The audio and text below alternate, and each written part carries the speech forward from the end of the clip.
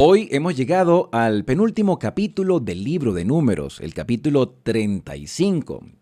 Un capítulo que tiene muchos detalles importantes a tomar en cuenta sabiendo de que el pueblo de Israel estaba a punto de entrar a la tierra de Canaán.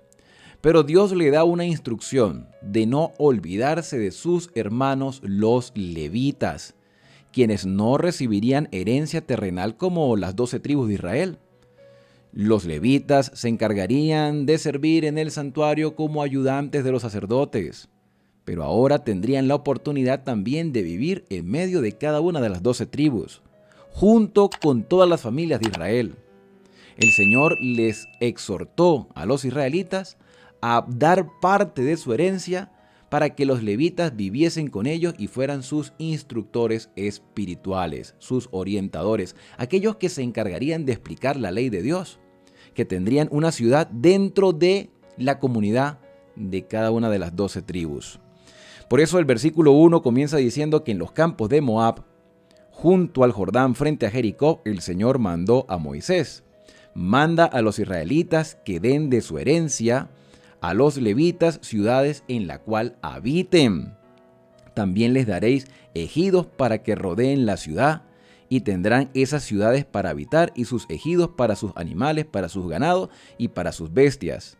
Los ejidos de la ciudad que daréis a los levitas serán de 1000 codos, es decir, 450 metros alrededor del muro de la ciudad para afuera. O sea, los levitas tendrían una pequeña ciudad dentro de los territorios de las diferentes tribus. Una ciudad dentro de otra ciudad donde vivirían los líderes espirituales, los pastores del pueblo de Israel en aquel entonces. Aunque tenían el santuario y el santuario mostraba el plan de salvación y los sacerdotes se encargaban de oficiar en el santuario, los levitas se encargarían de explicar la ley de Dios a todo el pueblo.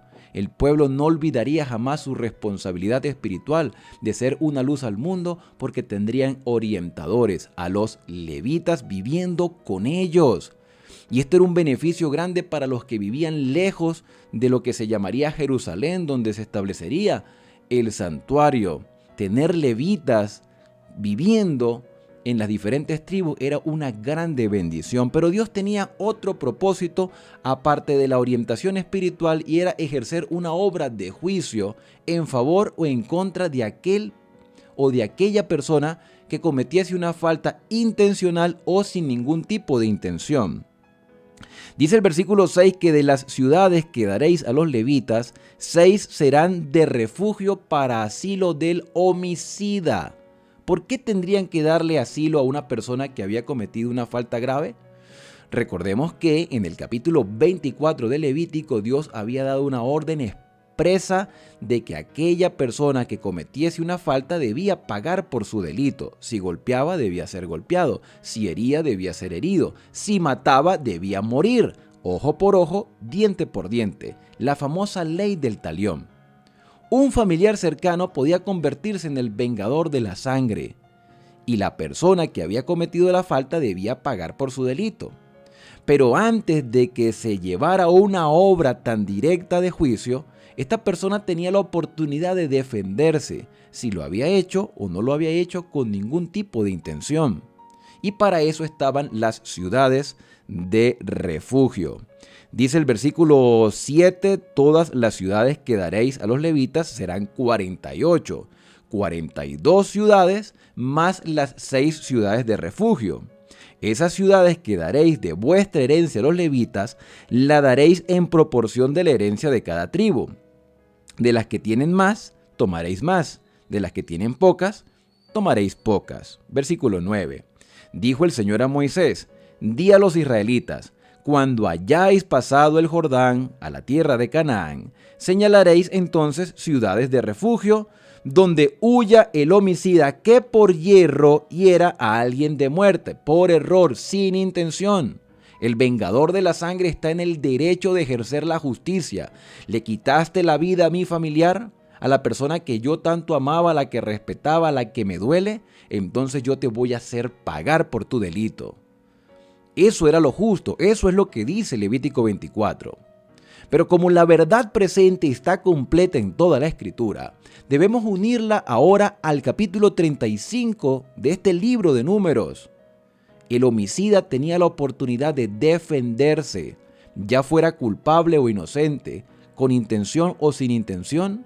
Tenía la oportunidad de acercarse a una ciudad de refugio donde estaban los levitas, los encargados de leer, de interpretar y de enseñar la ley de Dios al pueblo de Israel.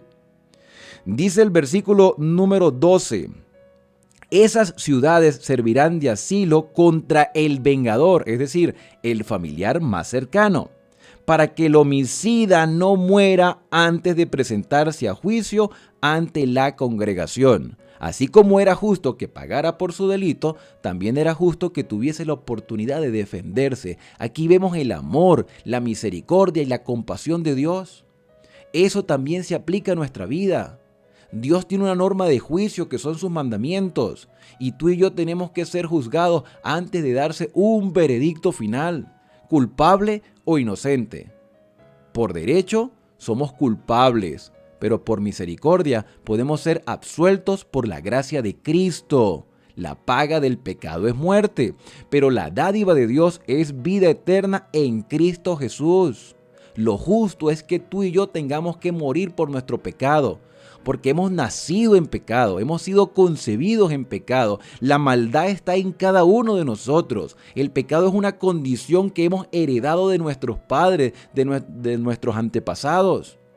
Cometemos falta constantemente y lo justo es que tengamos que morir por nuestras faltas. Pero Dios ha provisto una solución. Estas ciudades de refugio representan la obra de Cristo en nuestro favor. Podemos refugiarnos en Cristo. Podemos salir absueltos en Cristo.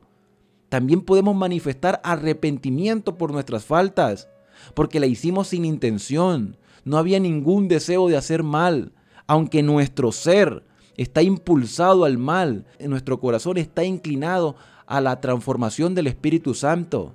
Es lo que describe la carta a los Romanos en el capítulo 7. Miserable de mí, ¿quién me librará de este cuerpo de muerte? El querer el bien está en mí, pero no el hacer. No entiendo lo que hago, dice el apóstol Pablo. Yo te invito, mi querido amigo y hermano, a estudiar el capítulo 7 del libro de Romanos junto con el capítulo 8, donde dice el apóstol Pablo: el Espíritu nos ayuda en nuestra debilidad. Y aquí vemos una persona o cualquier persona que ha cometido un delito, tiene ahora la oportunidad de ir a una ciudad de refugio a defenderse, a exponer su caso ante los levitas y hacerle un juicio para ver si realmente es culpable o inocente. Dice el versículo número 13: de las ciudades que daréis, 6 serán de refugio. 3 ciudades daréis al este lado del Jordán y 3 hacia la tierra de Canaán. Es decir, en el oriente habrán 3 ciudades, en la parte oriental donde estaba Manasés, Gad y Rubén, y otras 3 ciudades en el lado occidental donde estaba el resto de las tribus. Esas 6 ciudades serán para el refugio del israelita y también del extranjero que vive entre ellos, para que huya allá cualquiera que por hierro hiera de muerte a otro. Dice el versículo 16: si lo ha herido con instrumento de hierro y muere, es homicida. El homicida ha de morir. Se hace una investigación, se hace un juicio investigador para entonces dar un veredicto final. Si lo hirió con piedra que pueda causar la muerte y muere, es homicida. El homicida ha de morir. Si lo hiere con instrumento de palo que pueda matar y muere, es homicida. El homicida ha de morir. Entonces, dice el versículo 19, el vengador de la sangre matará al homicida cuando lo encuentre. Eso es lo justo. El vengador de la sangre va a hacer justicia por su familiar. Levítico 24.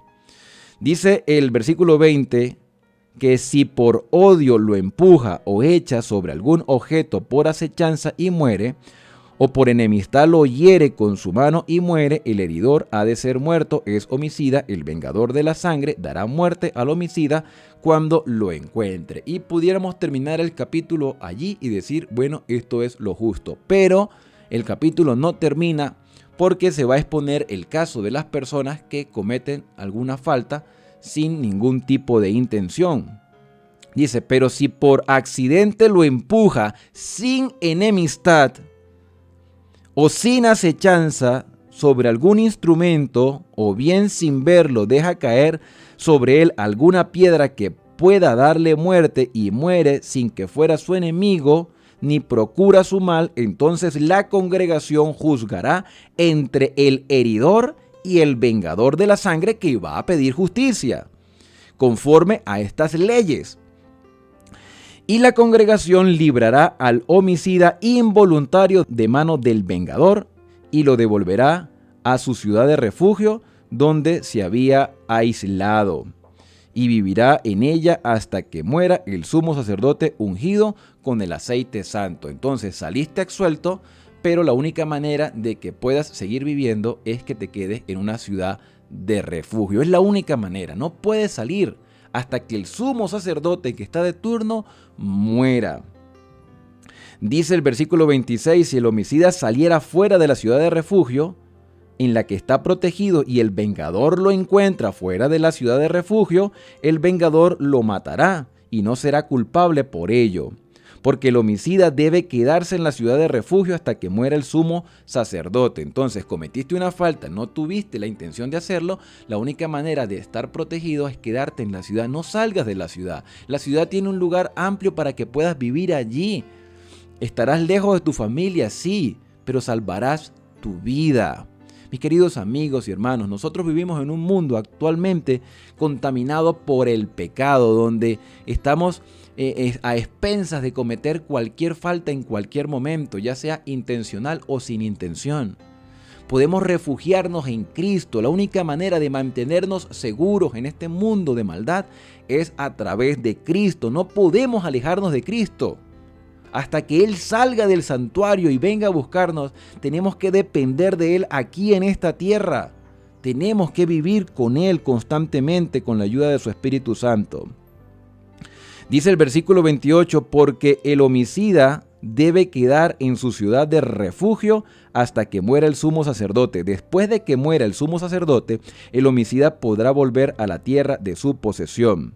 Versículo 29, esta será una orden legal por vuestras edades donde quiera que viváis. El que hiera de alguien por dicho de testigos ha de morir. Pero un solo testigo no dará fe contra una persona para que muera. Así que aquí había que hacer una obra de investigación amplia. No aceptaréis rescate por la vida del homicida, porque es digno de muerte. Sin falta debe ser muerto. Tampoco aceptaréis rescate del que huya a su ciudad de refugio para que vuelva a vivir en su tierra hasta que muera el sumo sacerdote. No contaminaréis la tierra porque esta sangre profana la tierra y la tierra no será expiada de la sangre que fue derramada en ella, sino con la sangre del que la derramó. No contaminéis pues la tierra donde habitáis, en la cual yo habito, porque yo el Señor habito en medio de los israelitas. ¿Qué le estaba queriendo decir Dios aquí? Mira, la vida es valiosa. No te dejes llevar por la ira, por el rencor, por la envidia. No le quites la vida a nadie. No quieras el mal de nadie. Dios quiere el bien para cada uno de nosotros. Por eso el Señor Jesús se humanizó para buscar y a salvar lo que se había perdido. Dios quiere la salvación de todas las personas. Sí, cometemos errores, decimos palabras inapropiadas, cometemos acciones inadecuadas, le fallamos a muchas personas. Nuestro refugio debe ser Cristo Jesús. Si nos refugiamos en Cristo, estaremos seguros. Israel tenía que tomar en cuenta estas leyes civiles, porque la idea era proteger la vida de una persona y la integridad también de todo el pueblo de Israel. Dios le dijo, no profanes la tierra, no la contamines, no derrames sangre. La paga del pecado es muerte, sí, pero la idea es que ustedes vivan en armonía, que ustedes sean una ciudad, un pueblo, una comunidad modelo que refleje el verdadero carácter de Dios. Déjense guiar por el Espíritu Santo y las demás naciones verán en ustedes algo que vale la pena realmente hacer para que esa influencia social pueda diseminarse por todo el mundo. Tú y yo, mis queridos amigos y hermanos, somos una influencia pública. Tú y yo podemos dar testimonio público de lo que el Señor ha hecho en nuestro corazón. O sencillamente podemos desviarnos del camino y echar por tierra todo lo que Dios ha hecho. y por eso tendremos que pagar. Yo aprendo varias lecciones y he extraído varias lecciones de este capítulo. El Señor es nuestro refugio, pero Él está haciendo una obra de juicio investigador en nuestro favor. Si nos acercamos a Él, podemos salir absueltos. Si nos separamos de Él, tendremos que pagar por nuestras faltas. Hoy es un bonito día de oportunidades de acercarnos al Señor a través de la fe y ser transformados por la obra del Espíritu Santo. Porque esto es claramente para nosotros un mensaje de esperanza. Vamos a orar. Querido Padre, gracias porque en ti y a través de Cristo podemos hallar refugio para nuestras vidas. Vivimos en un mundo contaminado. El pueblo de Israel le permitiría a los levitas vivir en medio de ellos. Hoy nosotros queremos vivir teniendo la seguridad de que el Espíritu Santo acampa alrededor de los que le temen y los defiende. El Espíritu Santo nos ayuda en nuestra debilidad y tus ángeles están a nuestro alrededor para protegernos. Querido Padre, fortalece nuestra vida espiritual y gracias por ser nuestro refugio, por limpiar nuestros pecados y por permitirnos tener la oportunidad de tener vida nueva a través de Cristo Jesús. Acompáñanos en este día y fortalece nuestra fe como siempre lo has hecho. En el santo y bendito nombre de Cristo Jesús. Amén. Y bien, hasta aquí hemos llegado con nuestro recorrido explicativo por la palabra de Dios. La invitación es para mañana cuando llegaremos al último capítulo del libro de Números y nos estaremos preparando para entrar al libro de Deuteronomio. Yo soy Alexander Suárez y no olvides suscribirte a este canal de esperanza y a compartirlo con otras personas. Ahora, al despedirnos, decimos a cada uno, Dios te bendiga y te guarde. Haga resplandecer Dios su rostro sobre ti y tenga de ti misericordia. Dios alce a ti su rostro y ponga en ti paz. Nos vemos el día de mañana en la conclusión del libro de Números.